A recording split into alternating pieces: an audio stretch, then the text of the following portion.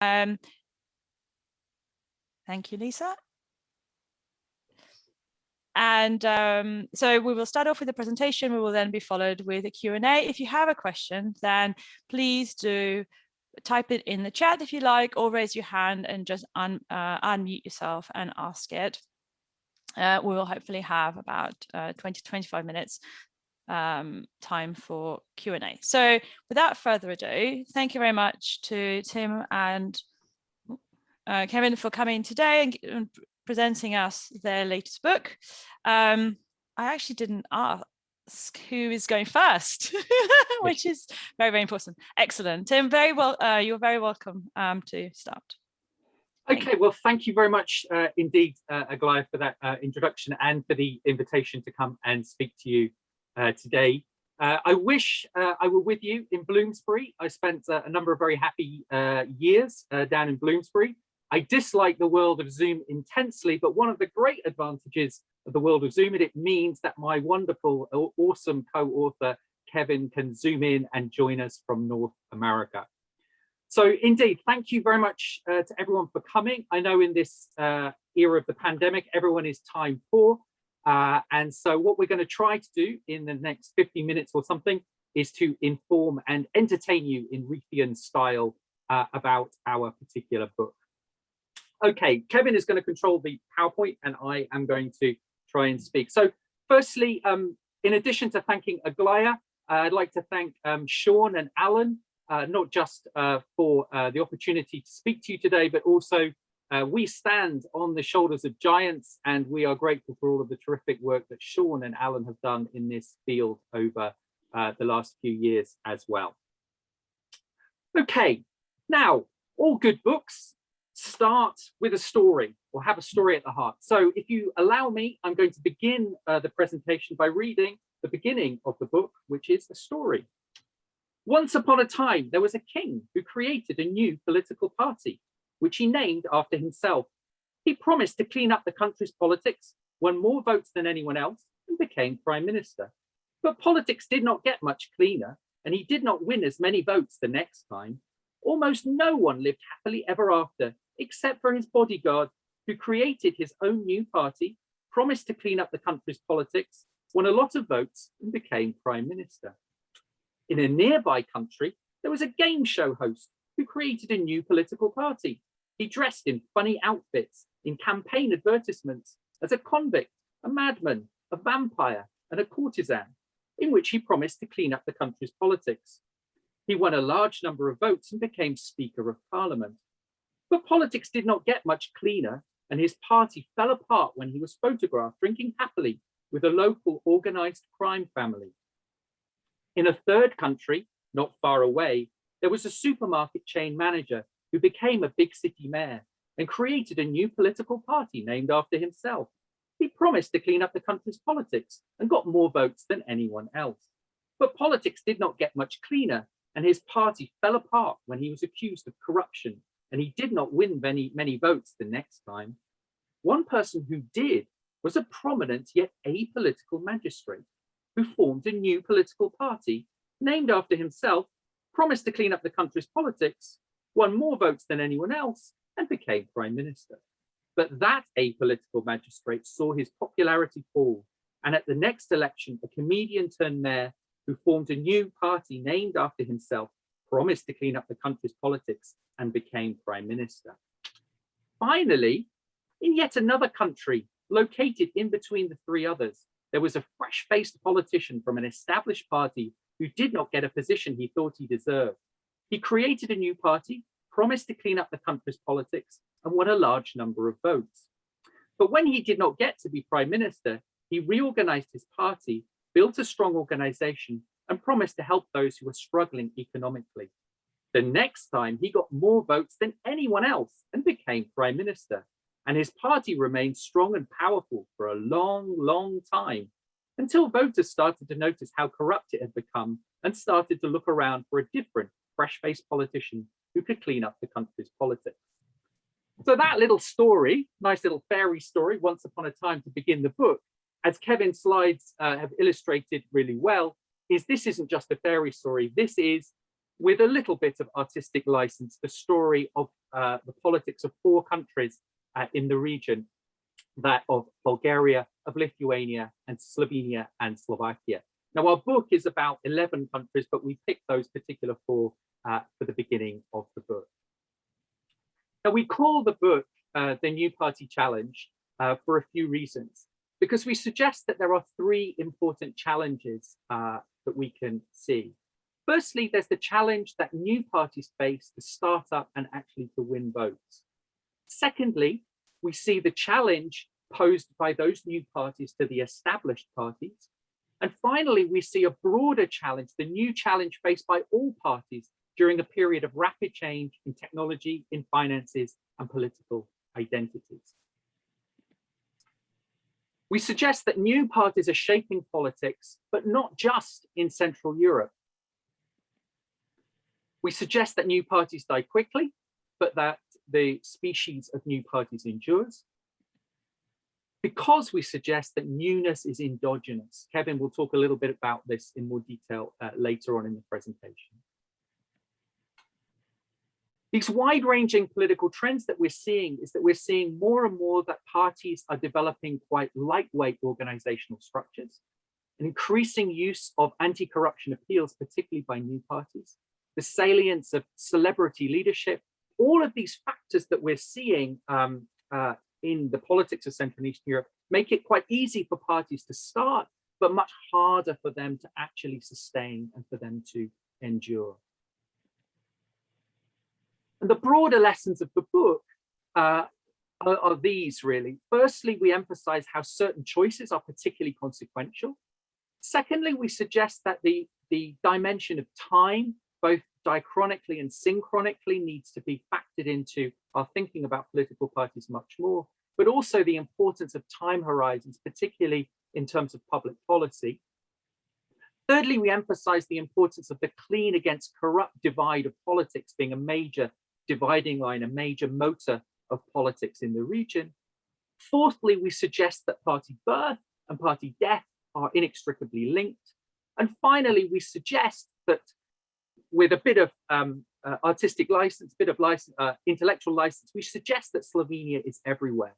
And in some senses, particularly for this audience at SSEES, I want to emphasize that we think that the region of Central and Eastern Europe shouldn't just be a region for theory testing, but we think it is a region to generate theory that can be used in other parts of the globe. So it's important that we study this region and we can tell the rest of the world what's happening by looking at this region, we suggest.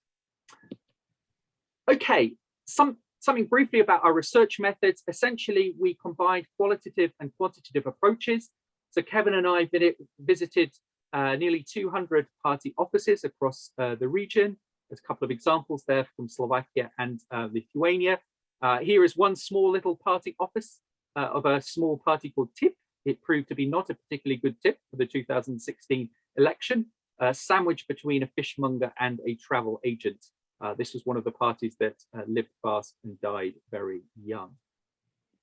But in addition to these qualitative approaches, we also combine that with more quantitative approaches, drawing on existing databases like the Chapel Hill surveys and the Royal Schneider-Whitefield survey, but in addition, our own databases as well. And we did some number crunching, some of which was thanks to some friends. So we're grateful to the help of Jakob Stauber with one aspect that Kevin will touch on later on in the presentation. Okay, so this is the basic outline of the book, recognizing that we should move through this very quickly. We're obviously not going to talk about everything in the book, but we'll try and flag up what we think are some of the interesting aspects of party politics and a new party challenge for this particular audience. Now, we start off by looking at the question of what is new, and what counts as a new party is not a simple question. It's a question that has generated some terrific scholarship over time, work by Christina Litten, Barnea Rahat, thinking about Vincenzo Emanuele, and of course, SSEES's own wonderful Alan Sieg with his great work on new parties as well.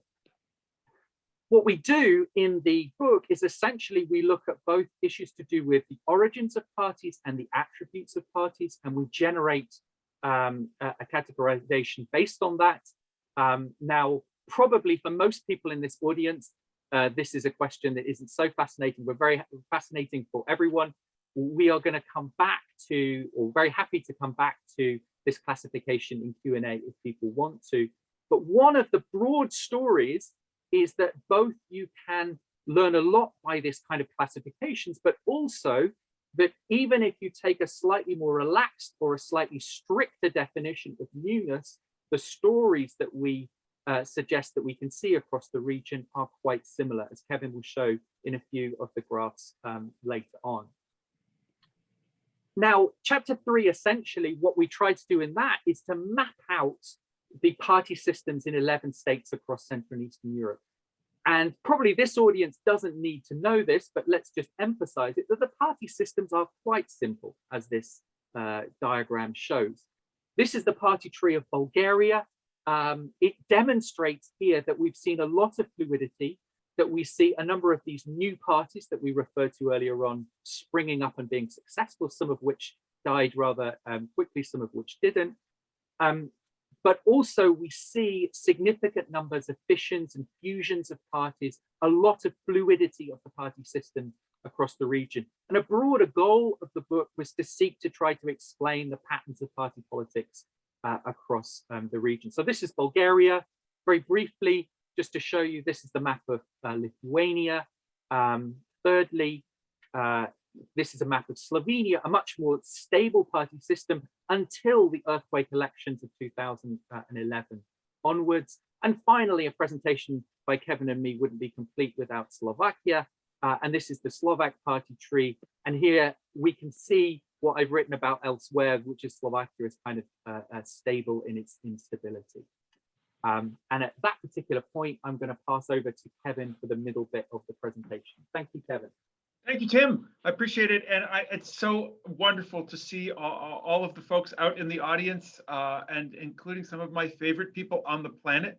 And some people who I suspect will become some of my favorite people on the planet as the work on this progresses. So thank you all for being willing to participate with us in this. I'm really, really looking forward to your questions and your critiques. I think Tim and I both realized that this book is the first of a lot of work in this field that we're still going to do. We're in this, unlike the parties we're studying, we're in this for the long run. We really, the more we can get from all of you about what we need to make better, what we need to investigate, the better off our work is going to be. And we look forward to collaborating with as many of you as possible on these kinds of questions. We can't obviously do this alone, and many, many heads are better than one. I want to go very briefly over the kind of core quantitative work that we did in this book. And I want to start by saying our first challenge was to take these rather complicated maps and translating them into something that we could use in a multivariate analysis. These are really useful for figuring out what is happening in a particular country. They will soon be available, by the way, in t-shirt form. So if you're interested and you'd like it in your country, actually, we're going to be putting them on Etsy. But they don't do very well for actual quantifiable efforts here. So first thing that we did actually was to look at political parties in the region and divide them up into 6 different 5-year periods from 1990 through 2019, and then to divide the political parties up into 6 different cohorts depending on when they were created. Now, when they were created is a really important and difficult question, as Tim and I have discussed. And so we've created a sliding scale. We've tried to assess in absolute terms the degree of change that a party has experienced, but then we have allowed for some flexibility in terms of whether we consider that amount of change to qualify as newness. And that allows us to test all of our theories at multiple different thresholds of change related to newness. So it allows us to go through. What we're going to be using for the most part is our middle level, what we call our level 2, which is the level of transformation. But we also will show you that the results that we find apply. Obviously, the levels are different, but the patterns are the same if we do something much more strict or if we do something a little bit looser. So the first thing that we found, and this is in some ways really the kind of core of our work, is to look at what's happened to political party systems over time. And here we color code parties by cohort. So our first cohort, the one in the dark purple, these are the parties that were founded between 1990 and 1994. And they occupy 100% of the party system because that's when they were founded in that first period. But the remarkable thing is the degree to which these political parties have seen a decline in their fortunes over time. So by the second election, these parties actually only represented a little under 75% of the total votes that were attracted, and another 25% went to parties that were established newer, so that newer cohort. And then by between 2000 and 2004, that had dropped to about 60%. It stayed stable, but dropped slightly. In the next time period, it dropped significantly in the 2010 to 14 period, and then again dropped from 2015 to 2019. But it wasn't only these initial parties that suffered those particular losses, because we see the same kinds of losses in the second cohort, in the third cohort, and so on. So we see this kind of tamping down as older parties lose some votes, new parties emerge. And perhaps the single most remarkable kind of statistical artifact we found was that every single cohort declined in every single period when we average it across the region. We didn't expect it to be that consistent over time, but no matter when the cohort happened, cohorts have never done better from one cohort to the next. And actually, it's not just the overall average that's maybe driven by a couple of countries. We can actually see that it's not only the regional average, but in particular countries, the patterns look different, the shapes of the patterns look different, but every single country shows a similar pattern in this regard. And so that was our first sort of insight into this, that this is not just a Slovakia question or a Bulgaria question. To varying degrees and varying extents, it hits every country in the region, and the overall average produces this remarkable kind of steady progression. The next thing we did then was actually to try to take that and distill that even further. So even these aren't that great for cross-country comparison. So here we borrowed the quantitative measure developed by Marcus Kreutzer and Vela Petai of weighted average party age. And so we're able to figure out what's the average age of a political party weighted by its support in a particular election. And what we found was, again, a striking pattern. In a system that's utterly stable, a system where the two parties the parties are pretty much the same as they always have been, there aren't new entrants or exits, you'll see a growth as the system gets older, the parties will get older. So as democracy ages, the party system ages at roughly the same thing, at a 45-degree angle. What we see in Central and Eastern Europe is actually something quite different. So we see a much gentler slope, suggesting that parties are not aging at the same way, and that's because old parties are dying and new parties are emerging. And here we see the results of what we did at multiple levels. So this is our level 2 that all of our statistics are derived from here, but we also tried this at our level 1.5, our level 2.5, our level 3. And no matter which level we used, we came up with the same pattern, not necessarily the same level, as you can see, but the same pattern. And that gives us some real confidence that what we're finding is pretty robust. And it's not dependent on a particular definition of newness, but no matter how you define newness, whichever level of change, we see the same kinds of results. And furthermore, we see those results, again, in almost every question. So this, again, is the kind of numerical distillation of the results that we're describing. And you can see that parties are not as old as the systems. There's always a gap in every single country between where the party is in its age and what it could be if all the parties had stayed alive. Now, in some countries, the pattern is one of a gentle slope all the way along. So Slovakia, you just see this kind of gentle progression, constant change, keeping the party system relatively young. As an aging guy, I would love to have the fountain of youth that keeps Slovakia's party system young. In other countries, we get systems that grow old with the country's democracy and then suddenly stop. So the kind of earthquake elections of the Czech Republic in the early 2000s produce a radically different result, and actually a youngening, if that's a word, which it isn't, of the political party system. We do a lot of other kind of quantitative estimates there to divine out what the full nature of the party system is, but we want to give you those general results. The next big question, obviously, is why is it like that? What's going on to make this happen? And so here we do two sets of paired comparisons. And the first thing we do is we look at any given time, established parties and new parties to see what are the core differences between those parties. And in starting to investigate these, we looked at every aspect we possibly could of political parties.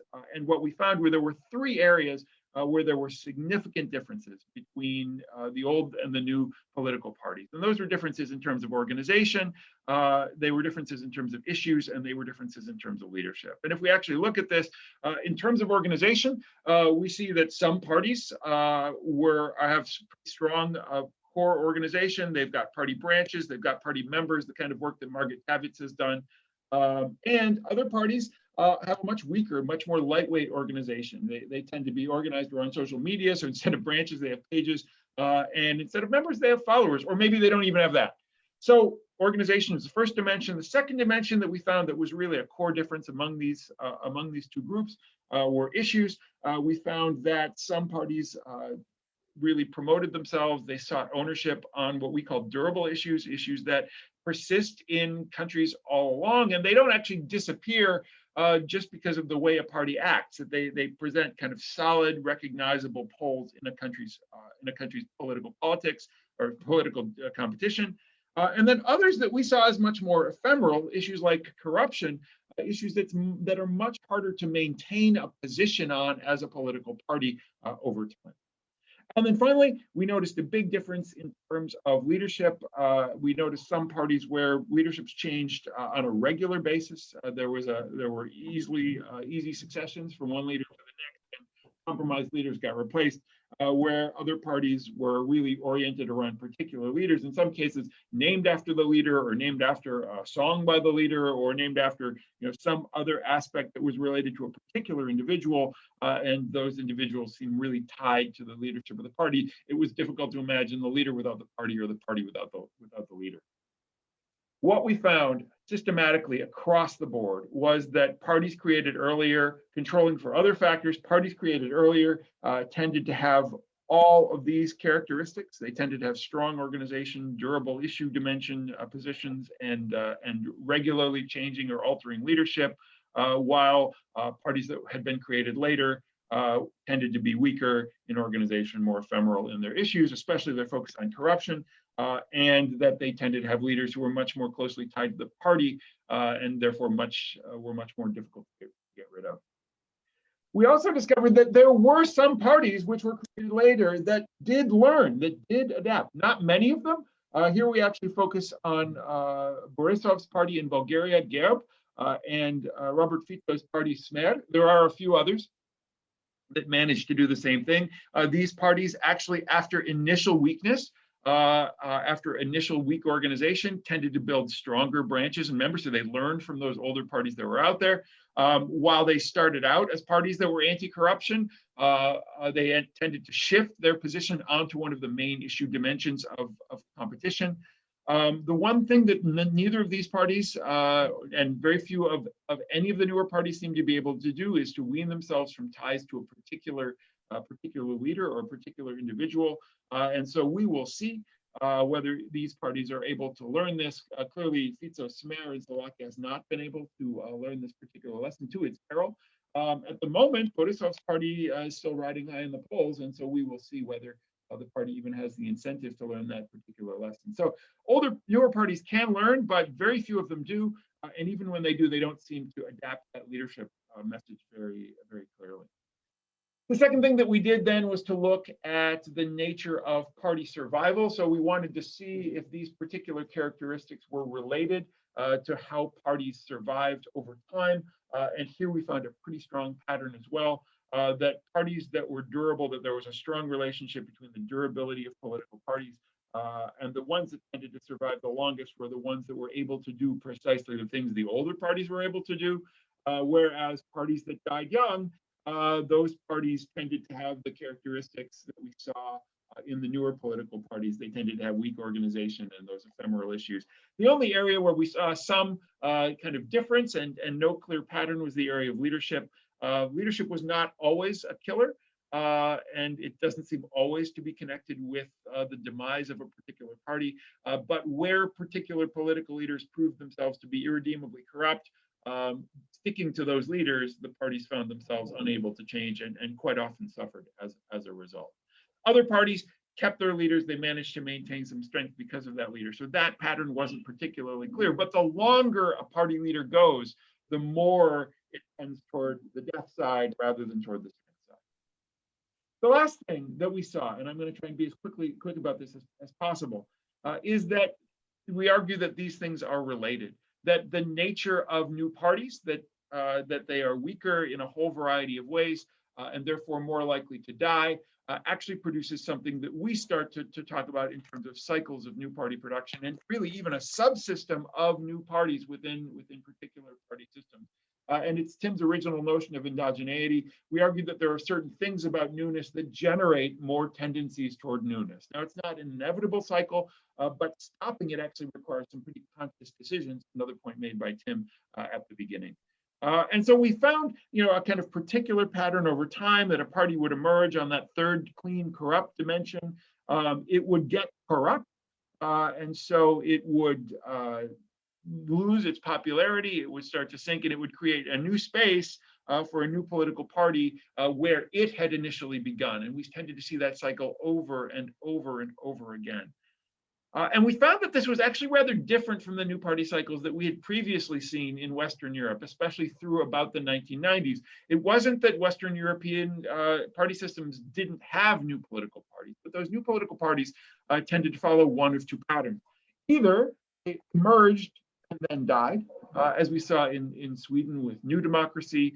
We've seen in a variety of other places where new parties emerge, they die, and then their voters go back to the old parties that they had come from originally. Or we saw systems where new parties emerged and became stabilized. So eventually came to be regarded as established parties within those particular party systems. So new parties either come and go, don't reappear, or new parties come and stay. What we see in Central and Eastern Europe, and now increasingly in Western Europe and the rest of the world, is that new parties come, they die, they're replaced by newer parties, they die, they're replaced by even newer parties, and so on. And so we tended to see this kind of emergence of subsequent waves of new political parties. And we refer to these as a subsystem. So if you think of a system as a related set of entities related in a particular way, you can think in countries like France of a kind of left subsystem of parties or a right subsystem of parties. Parties that sort of interact with one another in a particular area of the party system. In a lot of countries in Central and Eastern Europe, where there are multiple parties representing a particular ethnicity, there's a kind of subsystem among those that operates differently from the system overall. What we think we're seeing here is a similar subsystem, but one that isn't connected by a particular location and a political identity all happening at the same time, but one that is chronologically connected. So that a party emerges and disappears, it's replaced by a party that's rather similar, which disappears, and it's replaced by another party that's rather similar and disappears. In order to do that, we show a certain continuity in the ideas, the views expressed by these particular parties, some continuity in leadership and membership in these particular parties, and particular continuity in terms of voters. And so to do that, we actually looked at ecological analysis, the ebbs and flows of voters, and we looked at surveys that allow us to see who people voted for and who they say they voted for in the previous election. Those are actually fairly robust numbers, and we were pretty happy to see that the two triangulated very well. And what we tended to find was, in many countries, a very strong set of relationships between new parties dying and being replaced by newer parties, and not just being replaced by them, but actually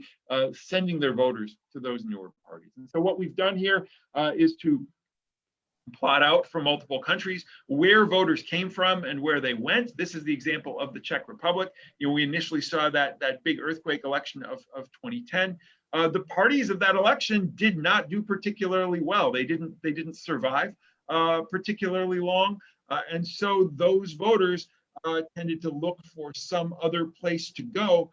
Where they went, some of them stayed with their parties, some of them returned to the older parties, but the plurality of them actually went to even newer political parties. And in the next round, a significant number of them went to yet newer political parties after that. And so we tend to see this flow away from established parties, which get 60% and then 53% and then 34% of the vote.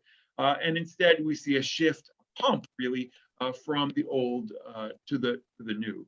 And even more clearly, maybe you can see it in Slovenia, where we see a constant flow of content development here. Sorry to interrupt. You have about 1 minute. I will finish up. So that's our big framework. We see that sort of constant pump for the new. I'm going to hand it over to Tim, who may take 2 minutes rather than 1. I hope that's okay. And we will go. Okay. Go for it, Tim. So I will rattle through this very quickly. Basically, one of the arguments that we seek to make is that what we're seeing in Central and Eastern Europe isn't just a phenomenon in Central and Eastern Europe. Not only is it just happening in countries like Slovenia, but we suggest that it's happening in other countries across Europe. An example that we can just pull up here is the example of Iceland, the Icelandic case. We can see in the Icelandic case this emergence of lots of new parties. And indeed, we also see by tracking the development of voters that the pump pattern that Kevin talked about earlier on. And we suggest that we can see this not just in Europe, but we see at least very strong echoes of it elsewhere across the globe in countries as diverse as Peru, Japan, Benin, Guatemala, and some might even say the United States, but I'll leave that one hanging. The final chapter of the book basically tries to answer the so what question. Why should we care about this? One of the points that we try to argue here is that in some senses, the emergence of new parties is a good thing. Removing corrupt, incompetent politicians, rousing established parties, responding to changing societies, re-engaging citizens. Sometimes new parties can be a good thing, but we also emphasize that there are bad aspects. I won't read out everything that's on the slide, just to point out the bottom point here about the shortening of time horizons, which matters for the long-term development of public policy. And finally, one of the reasons why we're making this point is that a lot of focus on the challenge to democracy is focused on these kinds of people and these kinds of threats. But we suggest that maybe we need to reflect a little bit on this dynamic of new political parties in order to understand other challenges to democracy in the region. And having taken a bit too much of your time, our challenge now, having talked to you about the new party challenge, is to try to answer your challenging question. Okay, that was a bit quick at the end, but anyway, that's all right. Thank you, Tim, and thank you, Kevin, for a wonderful presentation, highly entertaining and highly informative. I think this has been great. It's combined both an amazing start and a very detailed and a really informative main body of the paper, which has been great. And to even someone like me, who's less of an expert on political parties, I have really learned a lot about the current dynamics, both in Eastern Central Europe and elsewhere. So as I have already mentioned at the start, we're now entering into Q&A. You're very welcome to type your question in the chat and I can read it out, or just put your raise your hand and I'll press the raise your hand button and then just unmute yourself once I call on you and ask the question directly. And we have until about until 2 p.m. It's about 20 minutes. So if anyone. Tim, we've bored them into submission. We've stunned them into No, I think silence. they're probably thinking, I mean, even I'm sort of having to digest everything and kind of going, okay. Kevin, can you unshare your screen so that I can. It would be nice to see, because Perfect. That's wonderful for me, because then I can see who's raising their hand. Yeah. Excellent. Wonderful. So I have a first question from Noah, if you'd like to unmute yourself. Also. Hi. No, it's not I'm actually Cheryl Strochine, I but know. I can't change my name, it turns out. I spent the morning on North Macedonian Albanian parties and ripping my hair out because there were a lot of mergers into new parties. So 2 older parties or just various things like that. How did you handle mergers where you have older actors, same people that decide to work together, they rename the party? Is that classified as a new party, or what did you do with that? And hello, Sure, by the way. Hi, it's so good to see you. I was looking and I was like, that's not Noah. It's lovely to see you, Cheryl. So we actually spent quite a bit of time on that. Oh, hi. We actually spent quite a bit of time on this and really tried to think about it in detail. And part of what we did, and I think, and actually thanks to people like Alan and Sean and Barnett and Rahat and Litton, we actually ended up coming up with this idea that we're not going to look first at newness, but we're going to look first at the amount of change. And so, you have certain mergers that really don't change things much at all. And you have certain mergers that change a lot. So what we tended to do was to look at dive closer in and look at the degree of the weight of the partners in a particular merger. So a lot of mergers are a small party merging with a big party. And our question was, does that change the party very much? Does it really alter the way the party is working? So is there much internal change that goes on because that new party is drawn in? What we tended to argue was our level 4 of transformation. It really only triggered it as new if it was fairly symmetrical. In other words, if two parties come together, neither of which sort of dominates the other. And that's actually then what requires a kind of internal reconstruction or transformation among the members, among ideologies, and so on. So the greater the equality of power, and the greater the difference in sort of ideologies that they would have promoted or other things, the more we tended to regard those as new. So it's a kind of sliding scale, but at least what we're trying to do is to provide basic lines. I would love to work with you to make a Macedonia map, because this is my new job as map maker. I'm working on Italy right now, and I'm pulling my hair out. So, but I would adore the chance, first of all, to work with you on anything, but second, to talk to you about doing this for Macedonia, because I think these kinds of maps, at least for me, produce a kind of clarity that is very hard to have without that kind of visual diagram. Plus, we'll give you, half of the Etsy royalties. I think those maps are fantastic. I'm not great with quant stuff or visuals. I will send you the chapter because it's, honestly, I've spent about 2 weeks trying to understand it, and now I'm writing it up. And it's odd because you have the largest parties are the historical parties. VMRO and SDSM have been around for a long time, but then there's a total mess. So, yep. Okay, you're really interesting. Perfect, excellent. So we have another question from Alan Seek. Alan. Oh, thank you, Gloria, and most of all, thank you, Tim. I was about to say Bridget, but obviously Kevin. Yes. Well, I thank Bridget every day, so I'll just pass that. I'll pass that thanks on. Because it was just on the screen, and I'm rather embarrassed to be SSEES 2021 at the moment because I was running a bit late, so I entered accidentally the passcode as my name. Never mind. I wasn't quite sure what to ask. I mean, I think you are giving so many answers.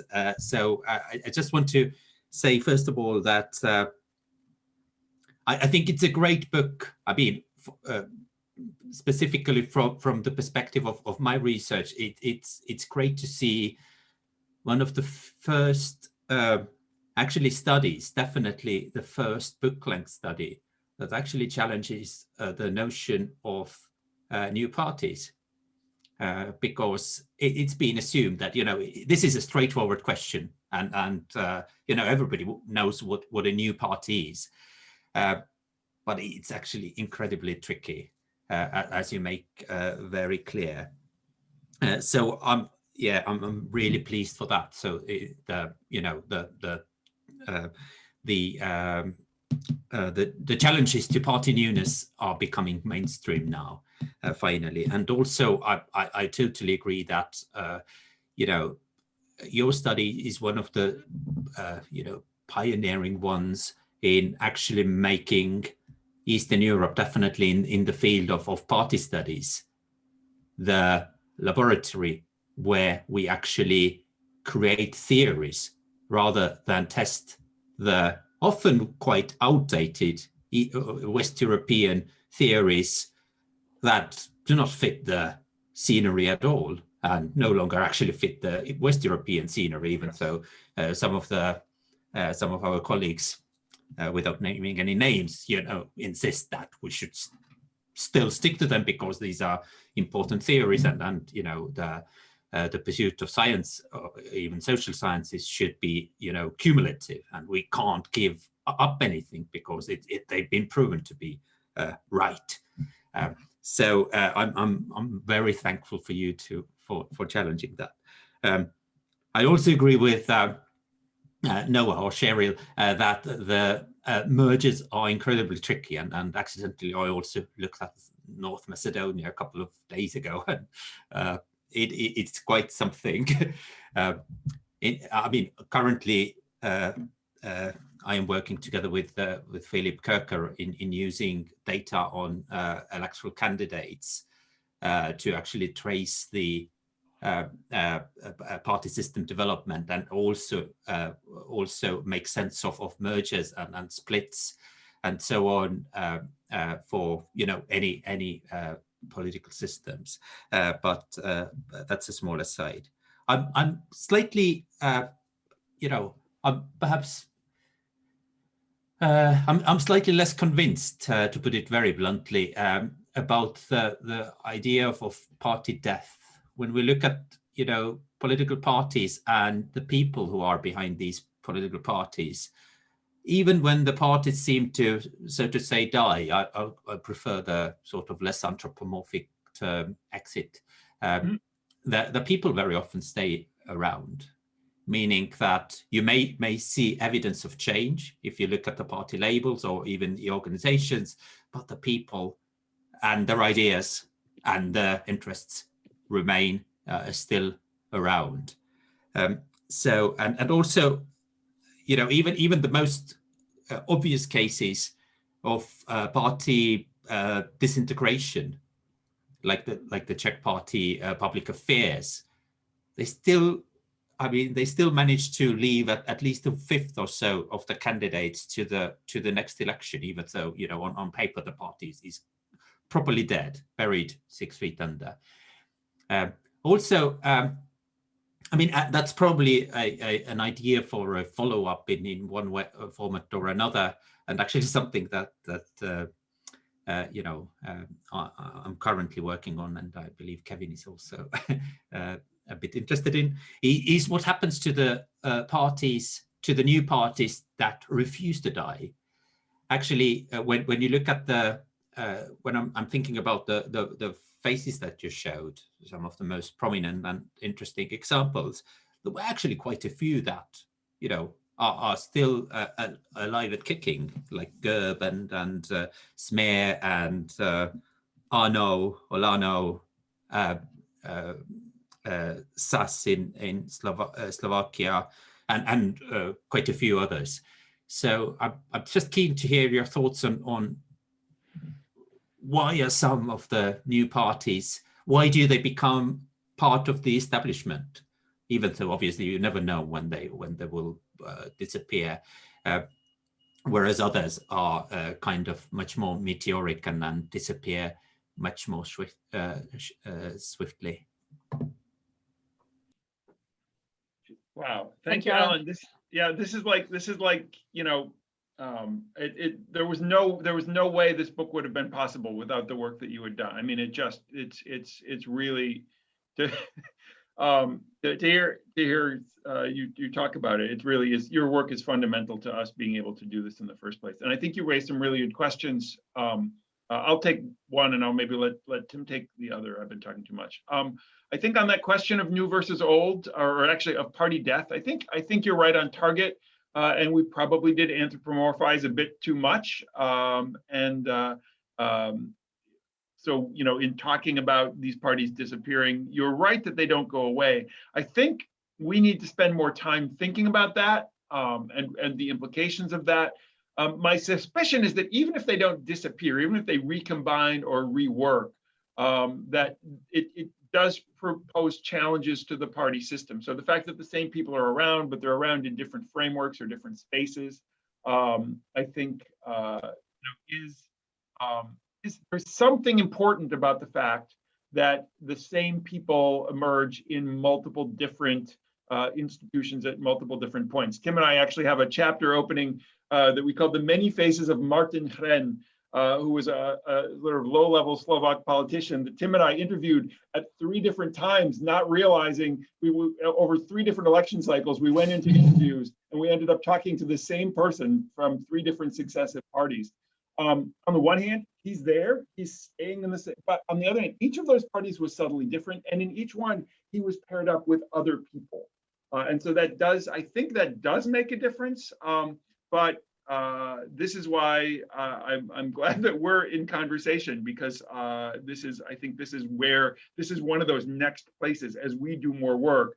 You know, in many ways, ours is a kind of superficial cut on this, and you and Philip are going deeper with your actual amazing data, and so we need to learn from you on that. I'll hand it over to Tim on the other. Yeah, so Sure. I'm conscious of time, so let me just, apart from saying thank you to Alan for his very kind words, just to say, you know, I think there's a very interesting distinction between continuity in terms of personnel and continuity in terms of vehicle. But thinking of the party as a vehicle.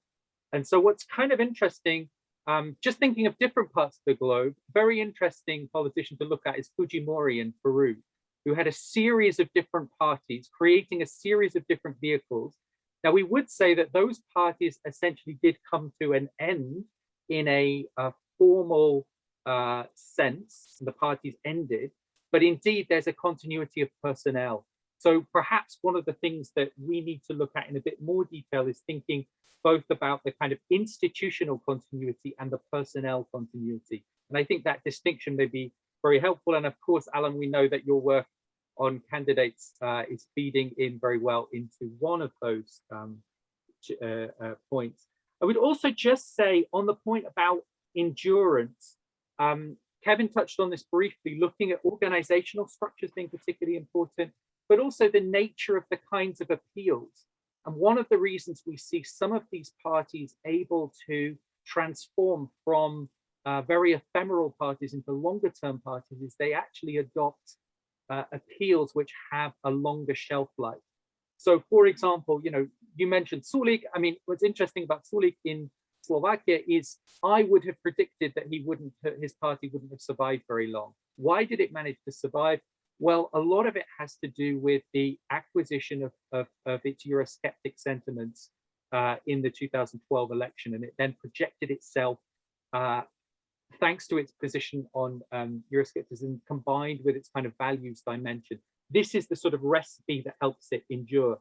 Gerb is interesting because not only did they build quite a significant organization, if you look at the work of Emilia Zankina, but also the way in which they really projected themselves as one side of the key divide in Bulgaria, essentially the opponents of the BSP in particular.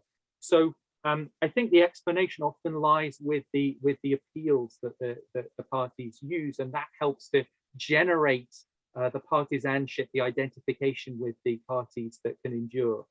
My final point, just Alan, just to go back to one other thing you said, absolutely, I think that we need to tell our colleagues that Western Europe and the United States is the exception, that actually the rest of the world is the norm. Because when we were writing this book, I read a lot of stuff on Latin American party politics, and the literature there was extremely helpful in explaining the dynamics here. So if there's one thing all of us should be doing, it's to push against the kind of Western European centric set of frameworks that we think can explain party politics, and look at our part of the globe or other parts of the globe to generate those theories.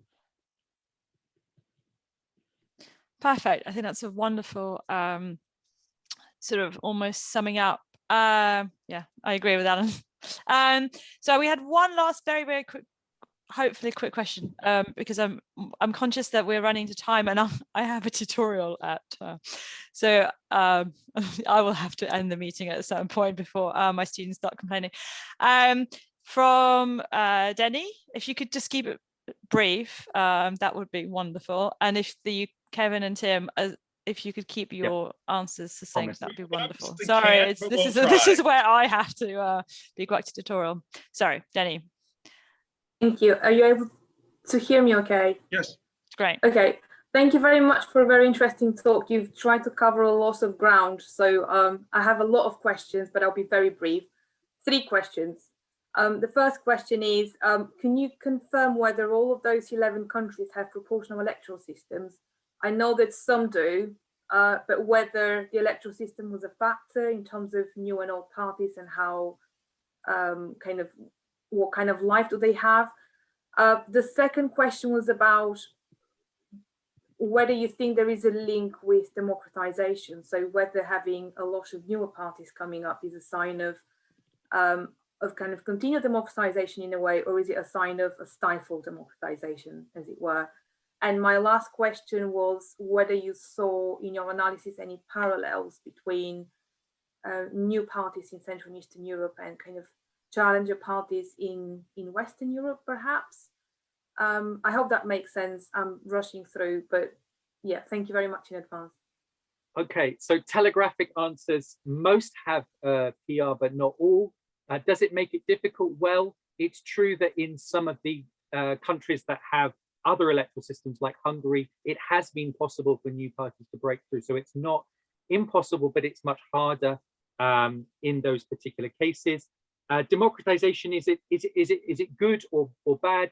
To some extent, it depends. I think I would broadly say it's concerning, but it isn't a black or white answer. And do we see similarities in Western Europe? Absolutely. What was very interesting is when we were doing this work, people like Sarah Hobart and Catherine de Vries were doing their work on Western Europe. And whenever I was talking to Sarah and Catherine, they were kind of saying, wow, this is very similar to what seems to be happening in our part of the globe. So absolutely, though there seem to be parallels. Wonderful. That was great. Thank you very much. So as I already said, we are coming to a close. So I'd like to thank both Kevin and Tim for coming to give a wonderful presentation that was really, really engaging and was great to listen to. Of their latest book, please obviously do go out and buy it. I'm sure SSEES Library is already on the case.